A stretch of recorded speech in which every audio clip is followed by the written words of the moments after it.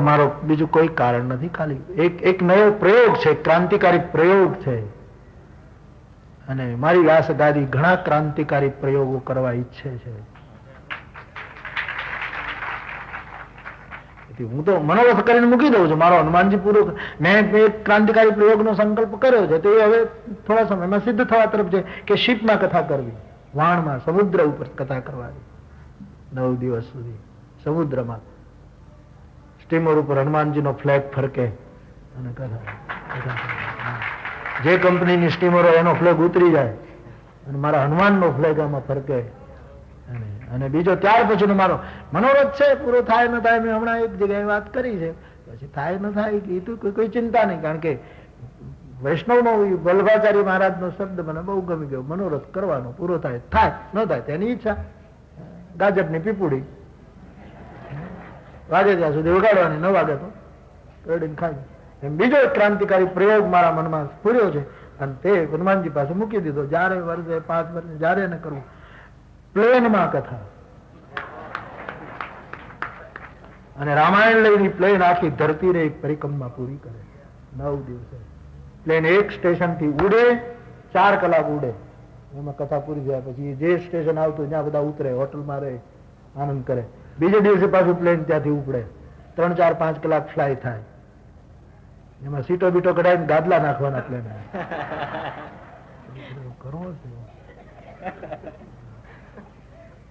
અને આખી ધરતીને રાઉન્ડ લઈ લે મારું રામાયણ. ભગવાનની કથા આકાશમાં ગુંજે. એટલે અમુક ક્રાંતિકારી પ્રયોગો છે, હનુમાનજી પ્રેરણા કરે છે, તેને મૂકતો હું છું સમાજ સામે. આ એક પ્રયોગ છે. અને એ તો અમે તો હું નૈરોબીમાં હમણાં એક જ વખત બોલતો હતો, તો એ 6 કલાક બોલતો હતો એક સાથે. 6 કલાક, 5 કલાક, 5.5 કલાક, 6 કલાક, 4.5 કલાક એમ. એટલે 4 કલાક તો આમ એક નક્કી કરેલું, બાકી કઈ નક્કી નહીં પછી કેટલું બોલ્યા કરવું એવો પ્રસંગ. પણ આ એક નવો પ્રયોગ છે.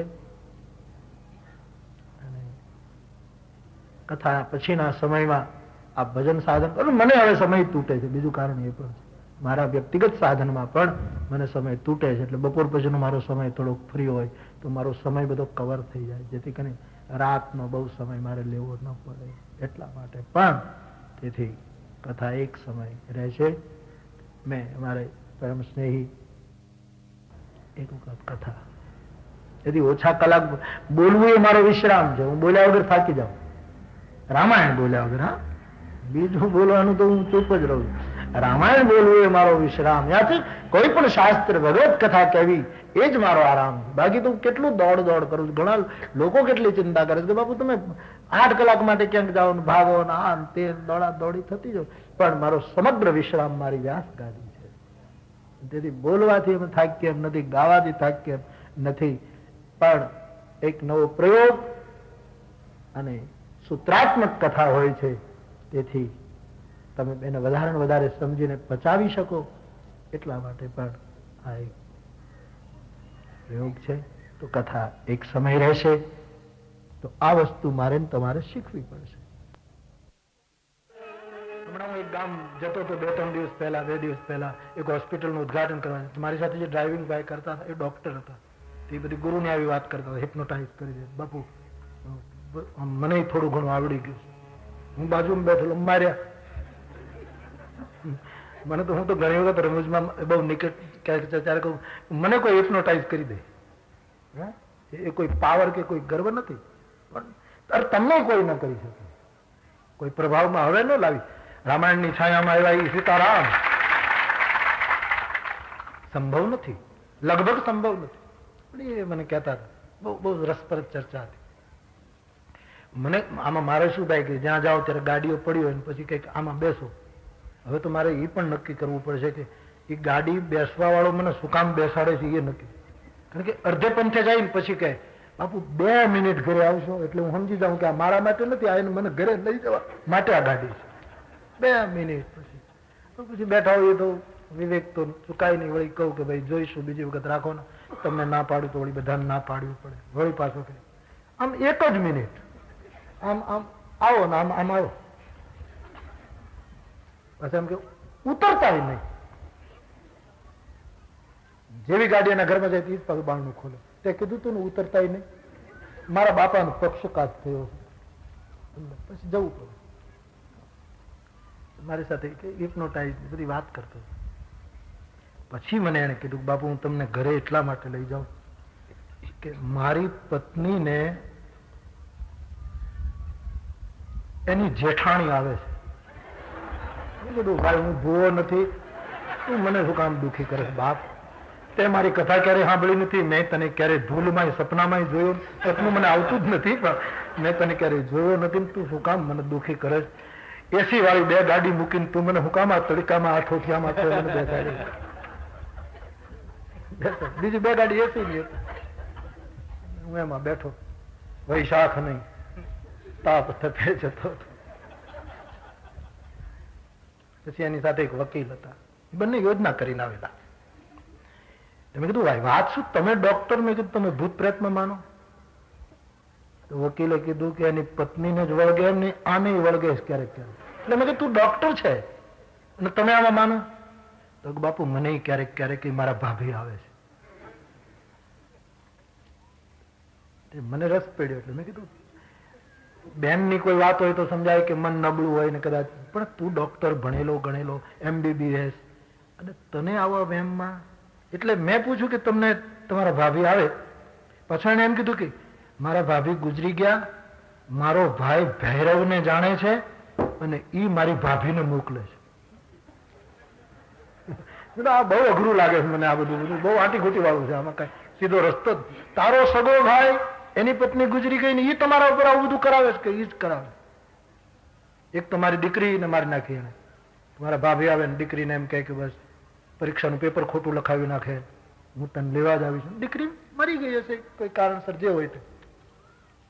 હવે કે મારા પત્નીને આવે છે અને ક્યારેક ક્યારેક મને આવે છે. એટલે મને રસ પડ્યો કે તમને આમ તમારા ભાભી આવે ત્યારે શું થાય? એટલે મને કે પગ ટળવા માંડે. મેં કહ્યું ડાયાબિટીસ નથી ને? એ તને મધુપ્રમેહ હોય તો પગ ટળે, એ નથી ને તને? તો હું ડોક્ટર છું. પગ આમ તૂટવા માંડે અને ક્યારેક ક્યારેક ગાડી હાંકતો ત્યારે શરૂ થાય, મેં હનુમાનજીને પ્રાર્થના કરી કે આની ભાભી અત્યારે ન આવે તો હાલ, નહીતર આ ક્યાંક સુખ છે તો અમને. ડાયો ડોક્ટર MBBS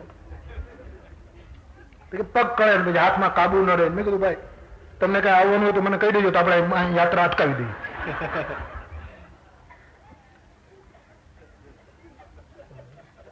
ખબર નહીં પછી ડોક્ટર જેવો માણસ કહેતો એને કંઈક થતું હશે, રામ જાણે.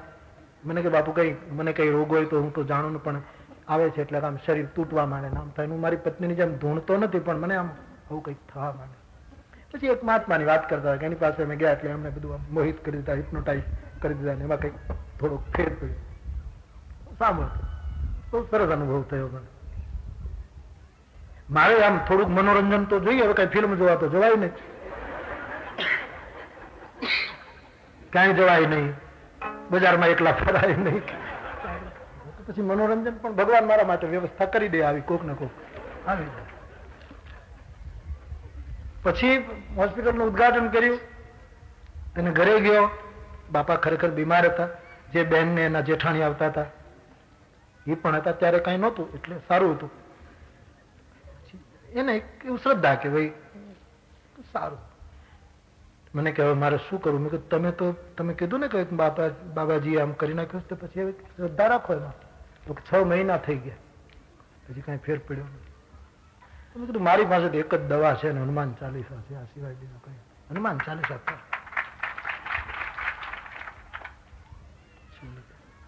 પછી મેં કીધું હવે ગાડી બદલીએ. મારી સાથે એક ભાઈ હતા, મેં કીધું ભાઈ હવે અત્યાર સુધી તો ભૂત પિશાચ નિકટ નહીં આવે, મહાવીર જબ નામ સુનાવે એમ કેમ આપણે અહીંયા પહોંચ્યા, પણ હવે આપણે વળતા આ અખતરો કરવો નથી ને બીજા બિચારા નારાજ થાય.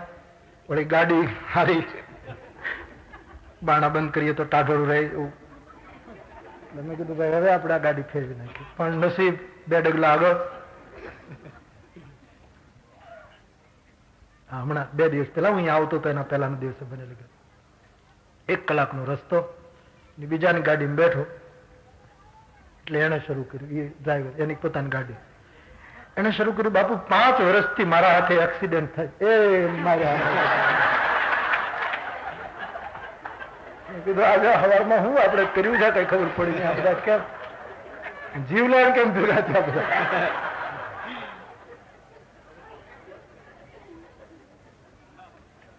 5 વર્ષથી અકબંધ થાય અને બચી જાઉં. ગાડીને થોડું નુકસાન થાય. મેં કીધું હારે બેઠા હોય એને કઈ થતું નથી. તો મેં કીધું તો વાંધો નહીં. ગાડીને નુકસાન થાય છે. 2 વર્ષ નાસિક પાસે થયો, એના પહેલા આમ ભૂસાવળ પાસે થયો, એમ ગામના નામ હતા. અને કરુણા એ બાપુ મને કે મારે માર્ગદર્શન જોઈશે એમ કઈ પૂછતો હતો. એપ્રિલ અને મે ની વચ્ચે જ થાય. એટલે મેં કીધું આ કેવો મહિનો હાલે? એપ્રિલ. મારે મેં કીધું એપ્રિલ જ છે. પછી 1 એપ્રિલ નહોતી, નહીતર તો માનું કે મશ્કરી કરતો હોય. 1 નહોતી, 9મી હતી, 8મી હતી. મેં કીધું એપ્રિલ તો ચાલે જ છે.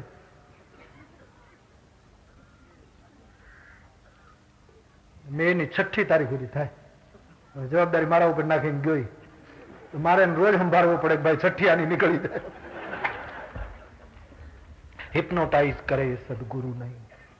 લોકોને બધું, ઘણા લોકો બધું આવું. મને ડોક્ટર કહેતા હતા, બનેલી ઘટના છે કે મારા ઘરમાં બહુ અશાંતિ રહે છે, એટલે મને એક મહાત્મા મળે, ભણેલો ગણેલો ડોક્ટરને કીધું કે હનુમાનજીને શનિવારે ધતુરો ચડાય. લે, મેં કીધું મને 30 વર્ષ થયા, હજી મેં ધતુરા વાળું કે વાંચ્યું નથી ને તને કોણે કીધું? 30 વર્ષથી કથા. એટલે મને કીધું ધતુરાનું ફૂલ ચડાવો. મેં કીધું કેટલા વખતથી ચડાવો છો સાહેબ? મહિનો થયો. કાંઈ ફેર પડ્યો? હામું પડે છે બધું. મને કઈ મહાત્માએ કીધું ધતુરો ચડાવવાનું એટલે કઈ ખોટું છે, તમે વિરોધ કરો? મેં કીધું નહીં, મહાત્મા હાચા, તારી સમજણ ફેર. કેમ? હનુમાનજીને ધતુરો નહીં ચડાવવાનું, તારું ધૂતારા પણ ચડાવી દે. તું જે જગતને ધૂતે છે ને હાચા ખોટા કરીને, બીમાર નો એને બીમાર કરી દેશ ને. હાડકાનો ડોક્ટર હોય જેમ કેળાની છાલું નાખી દે રસ્તા ઉપર કે માણસ નીકળે ને પડે પછી મારે ત્યાં ભરતી થઈ જાય. આ ધૂતારા એવા છે. ઘણા ડોક્ટર આવું કરે, બધા આવું ન કરે. હાડકાના ડોક્ટરો તો 1 ડઝન કેળા રોજ લાવે અને છાલું બધી નાખી દે રસ્તા ઉપર. લોકો બિચારા ઉતાવળ તો એમાં નીકળ્યા હોય, છાલ ઉપરથી પડે એ તો વિડીયો ન હોય, નહીતર જોવા જેવા હોય. કેળાની છાલ ઉપર પડે છે. સબરી ફરી ચરણ લપટા, સબરો પીડ્યો એમ કેવું છે. પછી હાડકું ભાંગે એટલે અરે અરે ભાઈ પડી ગયો પડી ગયો. તો કે બસ અહીંયા જ દવાખાનું. પાછું ડોક્ટર સલાહ આપે, ધ્યાન રાખીને હાલો.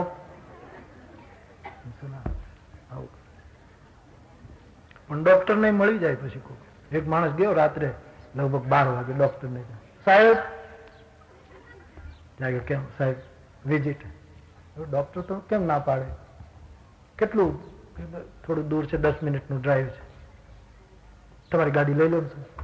ડોક્ટરે ગાડી લઈ લીધી. ઓલો બેઠો બતાવતો ગયો અહીંયા અહીંયા દૂર 10-15 મિનિટ દૂર સોસાયટી ક્યાંક હતી, ત્યાં લઈ ગયો.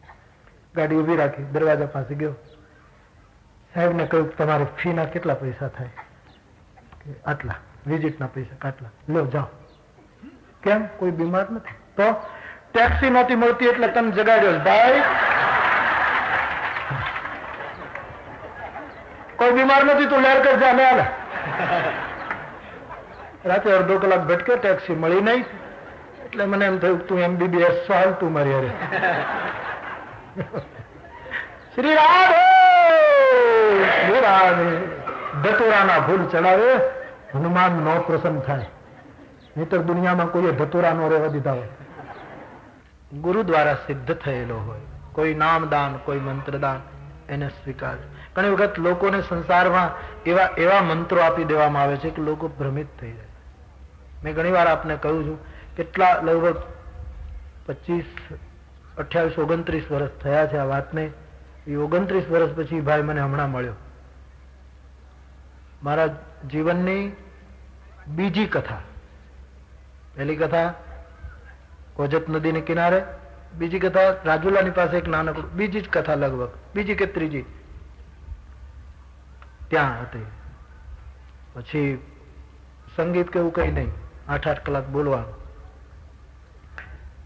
માઇક મેં જે કાલે વર્ણન કર્યા એવા.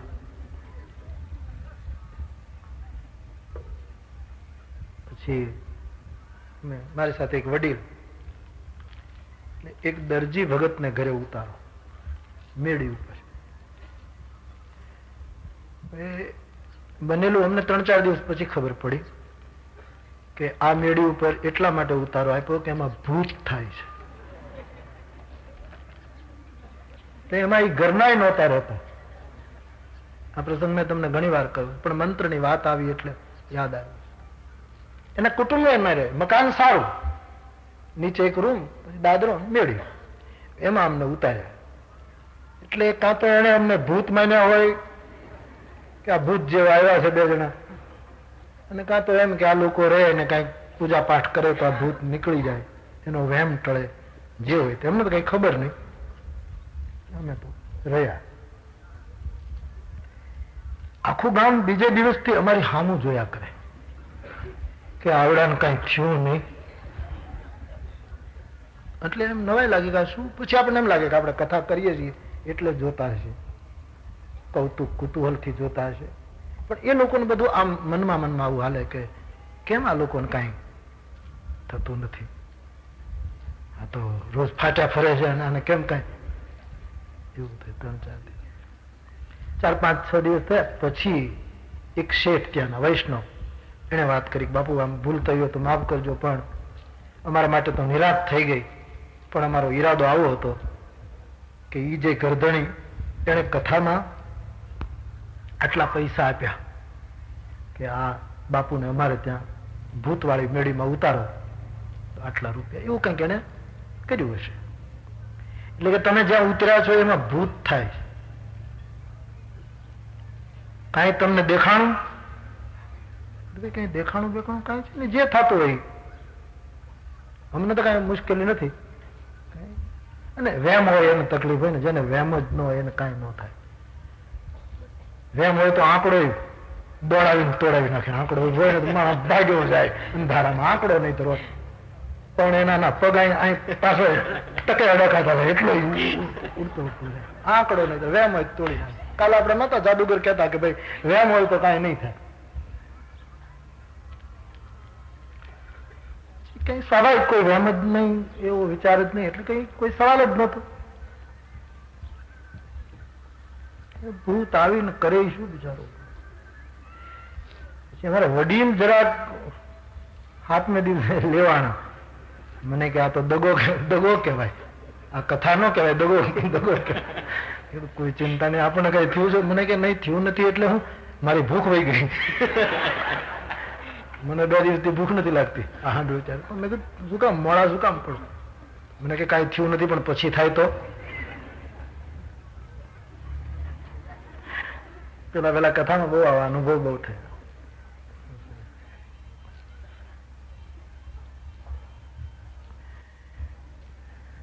તે દિવસો તો પૂરા થયા એટલે 8મો દિવસ પછી ગરધણી મળવા આવ્યો. ગરધણી રાતે અમારી પાસે ન આવે, એ બીવે, મળવા ના આવે. પછી તો ભ્રમ ભાંગ્યો કે ભાઈ આમાં કઈ થતું નથી ને આ લોકોએ કંઈક કરી નાખ્યું, કાઢી નાખ્યું. એટલે અમને સન્માન મળ્યું કે આ લોકો છે કઈ જાણકાર, બધા ધૂળ જાણે હું જાણે રામ. પણ એ લોકોનો ભરોસો થઈ ગયો કે આ લોકોએ કઈક કાઢી નાખ્યું. પછી ગરધણી 7મે-8મે દિવસે આવ્યો. પછી વાત ચાલી. પછી એ સત્સંગી હતો, દરજી ભગત. ઘણી કોમને ભગત એમને શબ્દ લાગી ગયો છે, આપણે દરજી ભગત જ કહીએ આપણે. અને લોકો અમુક જાણતા હોય, બહુ સજ્જન માણસ, સમજદાર. હમણાં મને 29 વર્ષે મળ્યું, મુંબઈ રહે છે હવે. તો મને કે બાપુ તમે કથા કરો છો એટલે તમને 52 બારાની ખબર ખરી? બોલે 52 બારો. 52 બારો એટલે શું? એ સાચો મંત્ર. ભાઈ અમને કઈ 52 બારાની ખબર પડતી નથી, અમે તો રામાયણની ચોપાઈઓ ગાઈ કથા કરી, બાકી અમને કઈ ખબર પડતી નથી. તો કે 52 બારો ન જાણ્યું હોય ત્યાં સુધી તો આ બધું નકામું. લે એટલે તારું ભૂત કાઢી નાખ્યું નકામું નહીં. 52 બારો ન જાણે ત્યાં સુધી તો આ બધું કઈ એનો અર્થ નહીં. ગામડામાં લોકો આવું બધું ખોટું સમજાવી દે. એટલે મારા વડીલને પછી બહુ જિજ્ઞાસા, એટલે એ કંઈક પણ બોલવા દો ને એને હું 52 બારો છે. એટલે એને કીધું કે તો પછી વડીલ ભગત તમે કોને 52 એટલે શું? એ હું બોલે, અધિકારી વગર કહેવાય નહીં. લે હવે તું ચોમાહામાં વગર નાતો નથી ને તું અધિકારી થઈ ગયો. એને અમને બંનેને અનઅધિકારી ગણે. અધિકારી વગર ન કહેવાય. ગરુએ ના પાડી છે. ગરુ એટલે ગુરુ તો બોલતો કે નહીં મારા ગરુએ ના પાડી. ઠીક, પણ મૂળ ઉલટી કરવા આવેલું. અમને ખબર પડી ગઈ કે ઉલટી કર્યા વગર રહેશે ને, એને કહેવું છે એટલે આવ્યું. પણ એને દેખાડવું એવું કે તમને ખબર નથી અને મને ખબર છે. પછી વડીલ બહુ રમૂજી એટલે કીધું કે તો વડીલ જો આમ અમે આમ અધિકારી તો નથી પણ હવે કાલા ઘેલા રામ નામ લઈએ છીએ, તમે જો કહી શકતા હો તો તમે કોઈને ન કહો તો કહો. ન કહી કોઈ મેં નહોતું કીધું, વચન નથી આપ્યું, નહીં હું તમને ન કહી શકું. આપણે નહોતા પેલા કીધું. ગરુને ગાળ લાગે તો આપણે ખરેખર નહોતા બોલ્યા. વડીલ ને એવી જિજ્ઞાસા બહુ.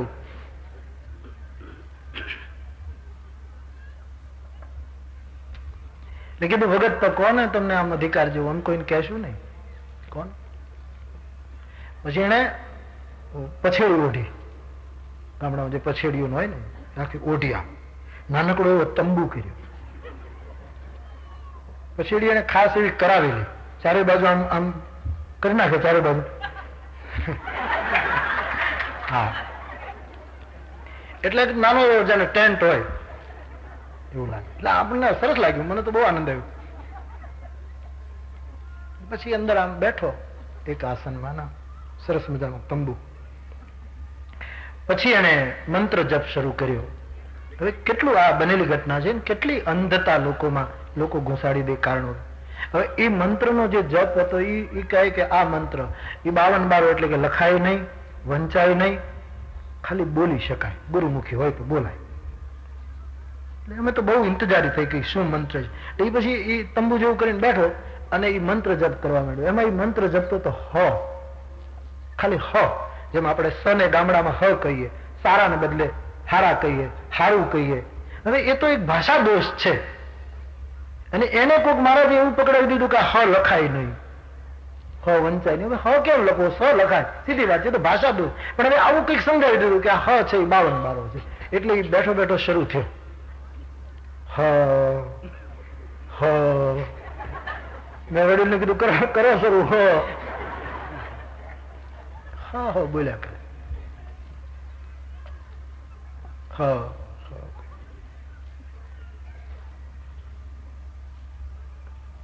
પછી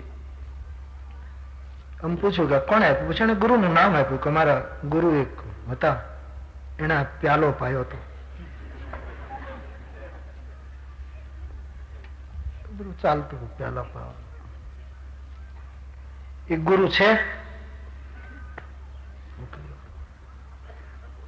આવા મંત્રો નહીં. અને પછી પાછું આવું સમજાવનારા શું કહે, આ કોઈની પાસે ન હોય, ગરુમુખી. પણ આ તે ઉભો કર્યો એ બીજા પાસે હોય ક્યાંથી? હ લાવવો ક્યાંથી અમારે? એ 29 વર્ષ પછી મને હમણાં મળ્યા. એના ગામમાં પારાયણ, રામપારાયણ બેસે ગામ. મને આમંત્રણ આપવા. હું ઓળખી ગયો, મોહનભાઈ એમના મોહનભાઈ. મને તો બાપુ તો ઓળખી ગયા. અમને કીધું કેમ તે મંત્ર આપ્યો, કેમ ન ઓળખાય? તને ભૂલાય? મેં રમૂજ કરી. શરીર થઈ ગયું સરસ, દરગોટા આમ મારે તો જાણે દડો જાય ક્રિકેટના મેદાનમાં એવું થઈ ગયું. આખું રૂંઢ થઈ ગયું છે મુંબઈમાં રહી. છોકરાઓ સારું કમાય છે. મેં કીધું તબિયત બહુ સારી થઈ ગઈ તમારે, માથું અંદર ઉતરી ગયું સરદું. દર્શનીય માણસ છે. મંત્ર એને ફર્યો. મંત્ર તો દેખાય, ભજન કોઈના જાતા નથી બાપા. ભજન કોઈના, ભજન તો હામ આવીને ઉભા રહે. મોહનભાઈ તમે બાપુ તું ઓળખી ગયા?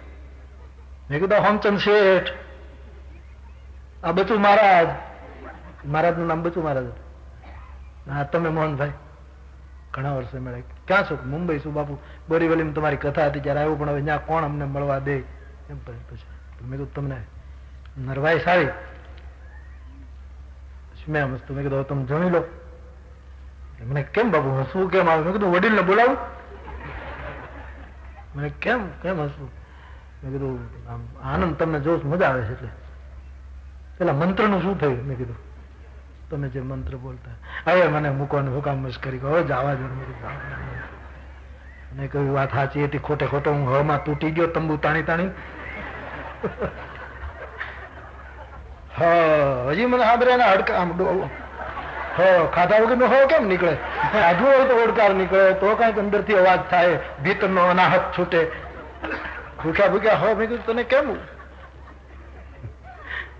બહુ આનંદ આવ્યો હમણાં મળ્યો મને બહુ લે. મને જૂના માણસો મળે મજા બહુ આવે, બહુ બહુ મજા આવે.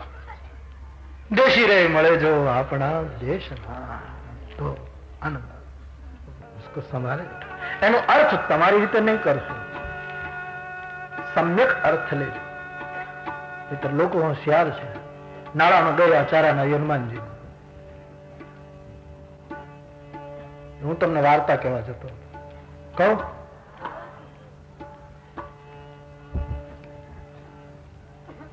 વાર્તા રે વાર્તા. બાપુ બાબો ઢોર ચારતા છોકરાને સમજાવતા. એમાં એક છોકરું રીસાણું, કોઠી આડું, કોઠી પડી આડી, છોકરો રાડ. અરે રે આખરે તો શક્તિ પાસે જ જવું પડે, આખરે તો મા પાસે જ જવું. તો એક હતો શેઠ. લોકો કેવા આરખો કાઢી લઈએ હું તમને કહેવા જઉં યાદ આવ્યું. એને બહુ કિંમતી હવેલી હતી. લોકો એ હવેલીની કિંમત એ જમાનામાં 9 લાખ રૂપિયા માનતા. પછી એક વાહણમાં શેઠજી ક્યાંકથી આવતા હતા. અમુક સાધુ સંતો ગામના અમુક માણસો બધા બેઠેલા. પછી વાહણ ડૂબવા માંડ્યું. વાવડો ફર્યો, બધા ગભરાય, બસ હવે ગયા. મને દ્વારકાની કથામાં મારું વાણ જરાક મોડું પડ્યું એટલે કેટલાય બધા પૂછ્યું. છાપામાં આવી ગયું, જ્યાં જાવ ત્યાં બધા પૂછે કે બાપુ છાપામાં એવું આવ્યું હતું કે વાણમાં તમે બધા હતા, બેટ દ્વારકા જતા હતા, મોડું થયું, વાણમાં કંઈક તકલીફ થઈ, અને બધા આમ ચિંતા કરતા હતા, તમે શાંતિથી બેઠા. મેં કીધું હું નહીં, બધા શાંતિથી જ બેઠા હતા, કારણ કે ત્યાં આગુ પાછું ક્યાં થયું એવું હતું જ નહીં, શાંતિ જ રાખવા જેવી. એમાં હું એકલો બેઠો તો એમ નહીં, બધા એમ જ બેઠા હતા, કારણ કે ક્યાંય જવાય એવું હતું નહીં.